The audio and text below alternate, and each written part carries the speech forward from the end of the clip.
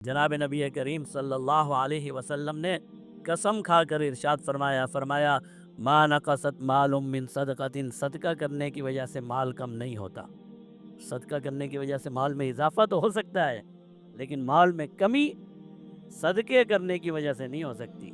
صدقہ کرنے سے مال میں اضافہ ہوتا ہے، کمی کسی صورت میں نہیں ہو سکتی، لیکن اس کے باوجود انسان فقر اور فاقے سے ڈرتا ہے اور شیطان اسے ڈرا کر رکھتا ہے۔ اسی لیے جناب نبی کریم صلی اللہ علیہ وسلم نے ارشاد فرمایا ما تخرج احد، کوئی بھی شخص جب صدقہ کرتا ہے، صدقے کا ارادہ کرتا ہے، اللہ کے راستے میں مال خرچ کرتا ہے، تو فرمایا وہ 70 شیاطین کے جبڑوں میں ہاتھ ڈالتا ہے۔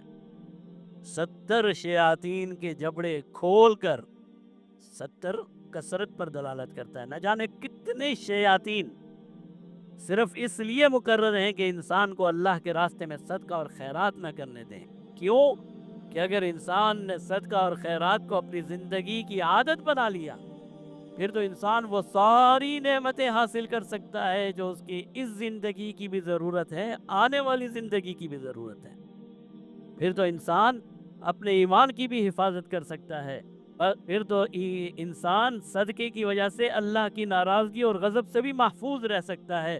پھر تو انسان کے پاس ہر وقت مال بھی رہ سکتا ہے، اور مال اور دولت ایسی نعمت ہے، اگر صاحب ایمان اور صاحب عمل کے پاس ایمان ہو، اس سے بہتر کوئی چیز نہیں ہے۔ جناب نبی کریم صلی اللہ علیہ وسلم نے فرمایا کائنات میں صرف 2 انسان ایسے ہیں جن پر رشک کیا جا سکتا ہے، جن کی زندگی کو دیکھ کر یہ کہا جا سکتا ہے کہ کاش کہ مجھے بھی یہ زندگی مل جائے۔